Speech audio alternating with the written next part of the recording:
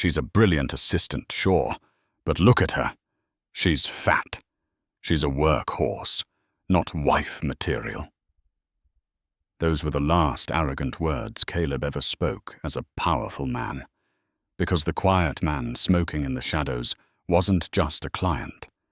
He was the head of the Gallo Syndicate. Harper Quinn was the undisputed, invisible spine of Caldwell Enterprises. At 28, she possessed a mind like a steel trap and a work ethic that bordered on masochistic. As the executive assistant to CEO Caleb Caldwell, she didn't just manage his schedule, she managed his entire existence. She vetted his contracts, anticipated market shifts, and quietly rewrote his mediocre proposals into brilliant, multi-million-dollar strategies. But in the glossy, hyper-superficial world of Manhattan real estate, Harper was often treated as a piece of functional furniture. She was a size 20 in an office full of size 2s.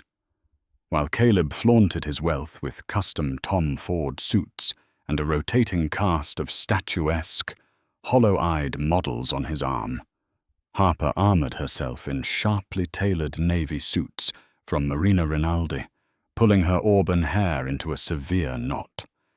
She was intensely aware of how the world viewed her. The capable, reliable, fat girl who was lucky to be allowed in the room. Caleb relied on her completely, yet he never missed an opportunity to issue a careless microaggression. "Make sure you don't eat all the catered pastries before the clients arrive, B," he would joke in front of the board, his laughter echoing off the glass walls of their Madison Avenue high-rise. She would smile tightly, swallow the humiliation, and save his company from bankruptcy yet again. The dynamic shifted irreversibly in early October. Caldwell Enterprises was desperately trying to secure a massive billion-dollar redevelopment contract near the South Street seaport. The primary investor they needed to partner with was Gallo Holdings, a legitimate, highly lucrative front for the Gallo Syndicate, a notoriously ruthless, organized crime family operating out of New Jersey and New York. Caleb, blinded by his own ego, thought he was dealing with standard venture capitalists. Harper knew better. She had run a deep-dive background check using private investigators and offshore registry databases. She knew exactly who Sebastian Gallo was. Sebastian was 34, with eyes the color of struck flint and a terrifyingly calm demeanor. He didn't yell. He didn't have to. When he walked into the Caldwell boardroom, flanked by men whose tailored Brioni suits barely hid the bulges of shoulder holsters, the air pressure in the room visibly dropped. During the initial negotiations, Caleb strutted around the boardroom, boasting about his vision. He pushed a set of financial projections across the mahogany table. Sebastian didn't even look at them. Instead, his dark eyes bypassed Caleb entirely and locked onto Harper, who was sitting quietly in the corner, furiously typing on her iPad. "The structural integrity of Section 4 is compromised by the city's new zoning laws," Sebastian said, his voice a low, gravelly baritone that sent a strange shiver down Harper's spine. "Your CEO missed it. But you didn't, did you, Miss Quinn?" Caleb blinked, flustered. "I assure you, Mr. Gallo, my projections—" "I wasn't speaking to you," Sebastian interrupted, his gaze never leaving Harper. Harper cleared her throat, feeling the sudden, overwhelming weight of Sebastian's attention. "No, Mr. Gallo, I didn't miss it. I drafted an addendum rerouting the foundational supports through the commercial sector. It bypasses the residential zoning restrictions entirely and saves the project $12 million. It's in the blue folder in front of you." Sebastian opened the blue folder. He read it in silence for 2 full minutes. When he looked back up at her, there was a flash of something intense and predatory in his eyes. Respect. Genuine, unadulterated respect. "Brilliant," Sebastian murmured. Caleb forced a laugh, clapping his hands together. Yes, well, Bar is a great typist. Let's get back to my overarching strategy. For the next month, as the deal progressed, a silent communication developed between Harper and Sebastian. Every time Caleb tried to pull a fast one, inflating budgets or hiding liabilities, Sebastian would simply look at Harper. With a subtle shake of her head or a slight narrowing of her eyes, she would signal the truth. Sebastian realized very quickly that Caleb Caldwell was a hollow shell, and the fat, brilliant assistant sitting in the corner was the true mastermind of the empire. Sebastian began calling her directly. At first, it was strictly business. He would bypass Caleb's office and dial her private extension, asking for her analysis on supply chain logistics or union negotiations. But soon, the calls lingered. He asked if she was resting enough. He sent a private car to take her home when he found out she was working until 2 a.m. Harper, whose romantic life had been a wasteland of men who only wanted to date her in secret, found herself utterly confused by the terrifying Mafia boss who treated her like she was the most valuable woman in the world. The breaking point arrived at the annual Caldwell Charity Gala, held in the grand ballroom of the Pierre Hotel. It was a black tie event designed to publicly seal the partnership between Caldwell Enterprises and Gallo Holdings. Harper had spent weeks organizing the event, down to the last orchid. She arrived wearing a deep emerald green evening gown that hugged her curves. For the first time in years, she felt genuinely beautiful. That illusion was shattered the moment Caleb saw her. He was standing near the ice sculpture with his latest fiancée, a waif-thin heiress, and a group of Wall Street vice presidents. Harper approached them to hand Caleb his speech notes. "Ah, the cavalry is here," Caleb sneered, taking the notes without looking at her. "Make sure the kitchen is keeping up with the champagne, B. We can't have empty glasses." "I've already spoken to the catering director, Caleb," Harper said evenly. As she turned to walk away, a wealthy banking executive chuckled. "She runs a tight ship, Caldwell. You ever think about putting a ring on that? Keep her locked down?" Harper froze behind a heavy velvet drape, her heart hammering against her ribs as she listened. Caleb burst into cruel, uproarious laughter. "Are you out of your mind? She's a brilliant assistant, sure, but look at her. She's fatter. She's a workhorse, not wife material. You don't put a ring on a girl who takes up 2 seats on a subway. You keep her in the back office where nobody has to look at her." The group of men laughed. The sound was like shards of glass in Harper's chest. A hot, humiliating tear slipped down her cheek.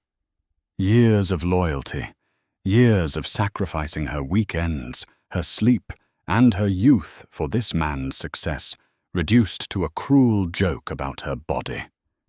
She closed her eyes, preparing to run to the coat check and flee into the Manhattan rain. But before she could take a step, a heavy, suffocating silence fell over the group of men on the other side of the drape. The laughter died instantly. Harper peeked through the gap in the velvet. Standing directly behind Caleb, looking like the Grim Reaper in a custom tuxedo, was Sebastian Gallo. Sebastian didn't raise his voice. He didn't have to. The sheer, radiating menace rolling off him made the Wall Street executives physically recoil. Sebastian's top enforcer, a hulking man named Matteo, silently stepped forward and blocked the exit. "Repeat that, Caldwell," Sebastian said, his voice dropping to a dangerous silken whisper. Caleb spun around, all the blood draining from his face. "Mr. Gallo, Sebastian, we were just making a joke. Office banter." "I didn't hear a joke," Sebastian replied, stepping closer until he was inches from Caleb's face. "I heard a parasite talking about the host that keeps him alive." Caleb swallowed hard, a bead of sweat tracing down his temple. "I don't understand." "You are nothing," Sebastian stated, his eyes dead and cold. "Your projections are garbage. Your business acumen is a joke. The only reason Caldwell Enterprises is still solvent is because Harper Quinn works 100 hours a week to fix your mistakes. You are a clown taking credit for a queen's work." The heiress fiancée gasped, stepping away from Caleb. "And as for your comments regarding her appearance," Sebastian continued, his jaw ticking with a barely restrained violent urge, "if you ever speak about her like that again, I won't buy your company. I will burn it to the ground with you inside it. Do we understand each other?" Caleb nodded frantically, his bravado entirely shattered. Yes, of course." Sebastian turned away in disgust. He stepped around the velvet drape, finding Harper standing there, trembling, wiping a tear from her cheek. The cold, murderous look in Sebastian's eyes instantly vanished, replaced by a fierce, possessive warmth. He didn't offer her pity. He knew a woman like Harper didn't want it. Instead, he offered his hand. "Miss Quinn," Sebastian said softly, ignoring the hundreds of high society guests staring at them. "Your talents are being wasted here. I have a car waiting outside. Walk away from him. Come work for me." Harper stared at his outstretched hand. Her mind raced. Working for the Mafia? It was insane. It was dangerous. But looking back at Caleb, a man who had just stripped away her dignity without a second thought, she realized the corporate world was just a different kind of cartel. At least Sebastian Gallo was honest about who he was. And right now he was looking at her like she was the most breathtaking woman in the room. "B, you can't," Caleb hissed from behind them, panic finally setting in as he realized the implications. "You have an ironclad non-compete clause. I'll sue you into oblivion. You're under contract." Harper slowly straightened her spine. The crushing insecurity that had weighed her down for years suddenly evaporated, replaced by a burning, righteous anger. She looked at Caleb, then back to Sebastian. She placed her hand in Sebastian's. It was warm, calloused, and grounding. "I drafted that non-compete clause, Caleb," Harper said, her voice echoing clearly over the silent ballroom. "I left a jurisdictional loophole in Section 8. It's entirely unenforceable in the state of New York. I quit." A rare, devastating smirk played at the corner of Sebastian's mouth. He gently tucked her hand into the crook of his arm. "Let's go, Harper." The walk out of the Pierre Hotel was a blur. The valet brought around an armored Maybach, and Matteo opened the door for them. As the car pulled away from the curb, sliding into the slick, rain-soaked streets of Manhattan, Harper finally let out a shaky breath. "You didn't have to do that," she murmured, looking out the tinted window. "I'm used to it." Men like Caleb are weak," Sebastian interrupted, pouring 2 glasses of scotch from the car's minibar and handing her one. "They diminish women like you because they are terrified of you. You are smarter than him. You are stronger than him. And for the record, you look magnificent in that dress." Harper blushed deeply, gripping the crystal glass. "You don't have to flatter me, Mr. Gallo. I know what I look like. I know I'm heavy." Sebastian shifted closer to her on the leather seat. The scent of sandalwood and expensive tobacco wrapped around her. He reached out, his knuckles lightly grazing the curve of her waist, sending a jolt of electricity straight to her core. "I am a man who appreciates abundance, Harper," he said, his voice low and vibrating with sincerity. "I don't want a woman made of sharp angles and starved compliance. I want you, exactly as you are. Never apologize for taking up space in a world that you are smart enough to conquer." The next morning, Harper Quinn officially entered the underworld. She was given the penthouse corner office at Gallo Holdings, a space 3 times the size of Caleb's. Sebastian didn't just want her as an assistant. He appointed her as the chief operations officer of his legitimate enterprises.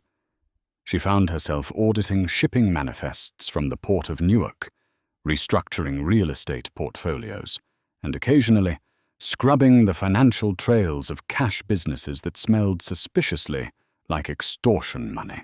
She knew the reality of who Sebastian was. She knew that men who owed him money often ended up in the emergency room. But to her, he was a protector. He fiercely guarded her peace.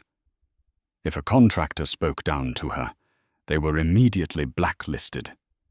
If a tailor dared to give her side-eye when fitting her for new business attire, the shop was bought out the next day and the management fired. As they worked by side late into the nights, the professional boundary between them began to dissolve into a thick, intoxicating tension. Sebastian would stand behind her chair as she analyzed spreadsheets, his chest brushing her shoulders. He would order her lavish, rich meals from Del Frisco's, watching her eat with a dark, hungry satisfaction in his eyes that made her breath hitch. Meanwhile, across the city, Caldwell Enterprises was imploding.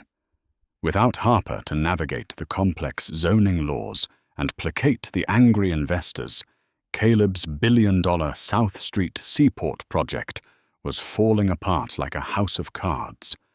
Bank of America was threatening to pull their funding, and the Wall Street Journal was preparing to run a front-page exposé on his impending bankruptcy. Desperate, cornered, and losing his mind, Caleb decided to do the stupidest thing a man in New York could possibly do.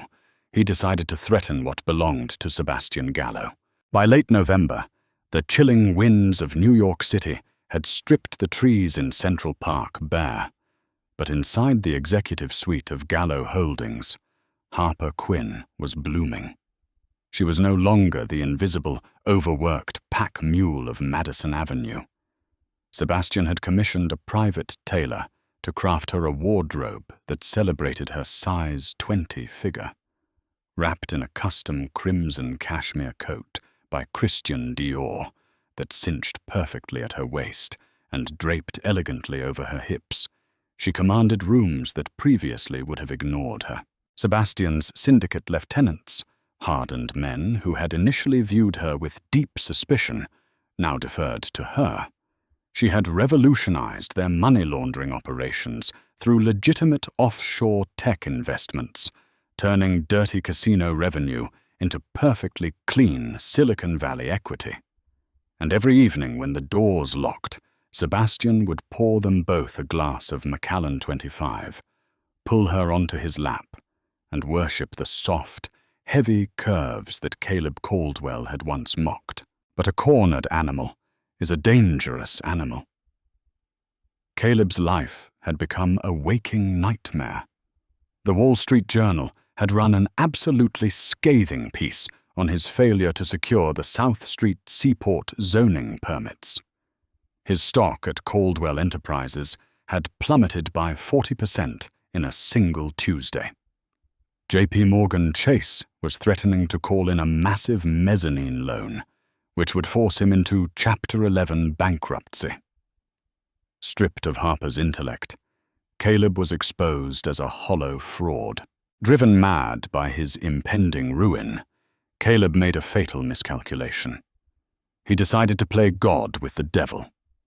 It happened on a Tuesday night. Harper had left the Gallo Holdings tower early to pick up a vintage watch Sebastian had been eyeing at a boutique on Fifth Avenue.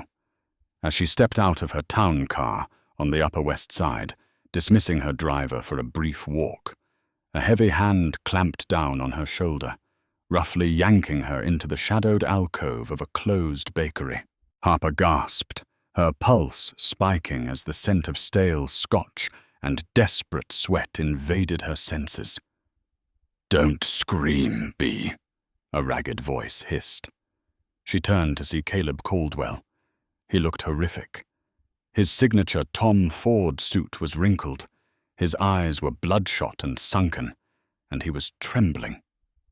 "Caleb, are you out of your mind?" Harper snapped, instinctively stepping back. She reached into her pocket for her phone to alert Matteo, who was never more than a few blocks away. Caleb violently slapped the phone out of her hand. It clattered onto the pavement. "You ruined me," he snarled, saliva flying from his lips. "You left, and you took my empire with you. But I'm not going down alone, you fat bitch. I know what you're doing for Gallo." Harper forced her face into a mask of cold indifference, though her heart pounded against her ribs. "I am the chief operations officer of a legitimate holding firm. I suggest you back away before my security finds you." "Legitimate!" Caleb barked a hysterical laugh, pulling a manila envelope from his coat. He slammed it against her chest. "I hired Thomas Kelly. You remember him? Disgraced FBI forensic accountant. He's been digging into the Cypress Shell corporations you set up last month. He found the digital signatures. Yours, B. You signed the wire transfers that moved $30 million of illegal racketeering money into real estate trusts." Harper's blood ran cold. She had layered those accounts through 3 different proxy servers, but a former federal agent with deep web access might have found a microscopic fracture in her firewall. "I have copies on encrypted flash drives," Caleb continued, his eyes gleaming with malicious triumph. "And I've already set a dead man's switch. If I don't check in every 12 hours, this envelope goes directly to the district attorney and the FBI's Organized Crime Division. You'll be indicted under RICO. You'll spend the rest of your life in federal prison." Harper swallowed hard, trying to keep her voice steady. "What do you want, Caleb?" $500 million, Caleb whispered, leaning in close. "By Friday. Sebastian Gallo has the liquid capital. He bails out my South Street Seaport project. He buys my bad debt from J.P. Morgan. And he publicly endorses Caldwell Enterprises. If he doesn't, I burn you to the ground. Let's see how much your mob boss really loves his little workhorse when she's facing 20 to life." Before Harper could respond, the screech of tires echoed down the street. Matteo's black Escalade aggressively hopped the curb. Caleb's eyes widened in terror. He scrambled backward, disappearing down a dark alleyway, just as Matteo and 2 armed enforcers leapt from the SUV. "Miss Quinn, are you hurt?" Matteo demanded, his hand hovering over his concealed weapon. "I'm fine," Harper said, her voice shaking as she picked up the manila envelope. "Take me to Sebastian, now." When Harper laid the contents of the envelope on Sebastian's mahogany desk, she expected rage. She expected the cold, calculating Mafia boss to distance himself from a compromised asset. She braced herself for him to look at her with the same disdain Caleb always had. Sebastian slowly flipped through the printed wire logs. His face was unreadable. The silence in the penthouse office was thick enough to choke on. "I can fix this," Harper rushed to say, tears of anxiety prickling her eyes. "I can wipe the servers. I can create a decoy trail pointing to Russian oligarchs. I'm sorry, Sebastian. I never meant to bring this to your door." Sebastian stood up. He walked around the desk, his presence overwhelming the massive room. He didn't look at the documents. He looked at her. He reached out, his large hands gently cupping her face, his thumbs wiping away a stray tear. "Do you think I care about this paper, Harper?" he murmured, his voice a lethal, vibrating bass. "Do you think I give a damn about the FBI or $50 million? "He has proof," she whispered. "He threatened my woman," Sebastian corrected, his eyes darkening to a terrifying obsidian black. The raw possessiveness in his tone made her shiver. "He put his hands on you. He cornered you in the dark. The money means nothing. The FBI means nothing. Caleb Caldwell just forfeited his right to draw breath on this earth. Sebastian, no. Harper grabbed his wrists. If you kill him, the dead man's switch activates. The files go to the authorities. A slow, chilling smile spread across Sebastian's face. It was the smile of a predator that had just cornered its prey. I don't need to kill him, my love. I'm going to let you destroy him. For the next 48 hours, Harper didn't sleep. Armed with unlimited funds, a team of underground hackers, and her own unmatched genius, she went to war.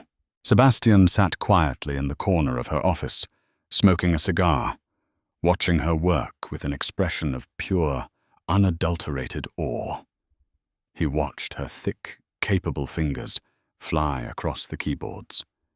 He watched the fierce concentration on her beautiful face.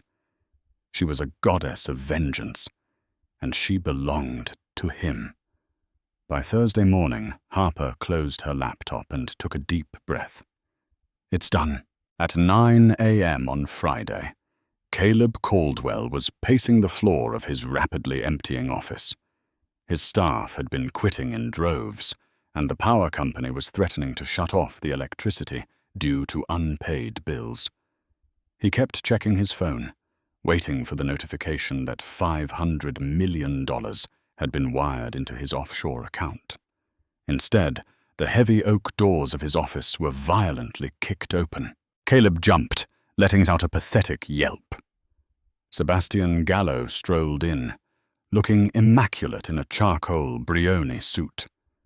Beside him stood Harper, radiant and imposing in a fitted navy power suit, her head held high. Behind them, Matteo and 3 enforcers filed in, quietly locking the doors and pulling the blinds down. "Mr. Gallo," Caleb stammered, his eyes darting frantically between the armed men and Harper. "I see you got my message. I assume the wire transfer is processing." Sebastian didn't say a word. He walked over to Caleb's private bar, poured himself a glass of water, and took a slow sip. He nodded to Harper. Harper stepped forward, dropping a thick leather binder onto Caleb's glass desk. The sound echoed like a gunshot. "There will be no wire transfer, Caleb," Harper said, her voice dripping with ice. "But I did take the liberty of auditing your little blackmail scheme." Caleb scoffed, desperately trying to maintain his bravado. "You can't bluff me, B. If I don't text my man in 10 minutes, the FBI gets your digital signatures." "You mean the signatures on the Cyprus accounts?" Harper asked, a cruel smile playing on her lips. "The accounts that are tied to the dummy corporation, Caldwell Holdings, LLC. Caleb froze. The blood drained from his face so fast he swayed on his feet. "What? When I was your assistant, you made me legally register as your proxy for all international banking to shield yourself from liability," Harper explained calmly. "You signed a blanket power of attorney. When I set up the money laundering operations for Gallo Holdings, I didn't use my name. I used yours. Legally, on paper, you authorized those transfers, Caleb." Caleb lunged for the binder, flipping it open with shaking hands. He stared at the documents in horror. It was all there. Immutable digital ledgers, tax documents, and wire transfers, all bearing his legal digital seal. "Your private investigator was right," Harper whispered, leaning over the desk so he could see the absolute dominance in her eyes. "He found the trail, but he didn't realize the trail led directly back to you. If your dead man's switch goes off, the FBI won't come for me. They will arrest you as the mastermind of a multi-million-dollar syndicate laundering scheme." No, this is illegal. You framed me," Caleb shrieked, backing away until he hit the glass wall. "It gets worse, Caldwell," Sebastian finally spoke, his voice echoing with absolute authority as he approached the cowering man. While Harper was restructuring your federal felonies, I was doing some shopping. I just bought your bad debt from J.P. Morgan Chase, Goldman Sachs, and Citibank. I own all of it." Sebastian pulled a folded legal document from his breast pocket and tossed it onto the floor at Caleb's feet. "I am foreclosing on Caldwell Enterprises," Sebastian stated coldly. "I am seizing this building. I am seizing your Hampton house, your penthouses, and your assets to satisfy the debt. You are completely, utterly bankrupt. You have nothing." Caleb dropped to his knees, sobbing openly, his manicured hands pulling at his hair. "Please, Sebastian, please, I'll do anything. Don't do this, I'm ruined." "You ruined yourself the night you disrespected her," Sebastian said, stepping over Caleb as if he were a pile of garbage on the sidewalk. Sebastian turned his back on the weeping CEO and walked over to Harper. In the middle of the hostile takeover, surrounded by his armed enforcers and the shattered remains of Caleb's empire, Sebastian Gallo did something that made the entire room hold its breath. He dropped to one knee. Harper gasped, her hands flying to her mouth, as Sebastian reached into his pocket and pulled out a velvet box. He popped it open, revealing a breathtaking, 8-carat, flawless emerald-cut diamond from Harry Winston. The gem caught the weak morning light, throwing prisms of fire across the office. Caleb, still weeping on the floor, looked up in absolute shock. Sebastian's eyes were locked entirely on Harper, filled with a fierce, burning adoration that made her soul ache. "You are the brilliant mind that guards my empire," Sebastian said, his voice loud enough for Caleb to hear every single word. "You are the most breathtaking, powerful, and gorgeous woman I have ever known. I want to spend the rest of my life worshipping every inch of you." Sebastian glanced sideways, locking eyes with Caleb for one final devastating blow. "She is the only wife material I will ever need," Sebastian sneered at Caleb, before turning his soft gaze back to Harper. "Marry me, Harper. Let me give you the world." Tears of pure, unadulterated joy spilled down Harper's cheeks. All the years of feeling inadequate, of hiding her body in the shadows, of letting smaller men make her feel worthless. It all vanished. She was a queen, and her king was kneeling before her. "Yes," Harper sobbed, pulling him up by the lapels of his suit. "Yes, Sebastian." Sebastian slid the heavy diamond onto her finger and captured her lips in a deep, bruising, passionate kiss, sealing his promise as Caleb wailed on the floor behind them. Harper Quinn had walked into the underworld as a discarded assistant. She would rule it as a beloved wife. Did Harper get the ultimate revenge, or did Caleb get exactly what he deserved? When arrogance meets true loyalty, the mighty will always fall. If you were captivated by Harper's stunning transformation and Sebastian's ruthless devotion, don't keep it to yourself.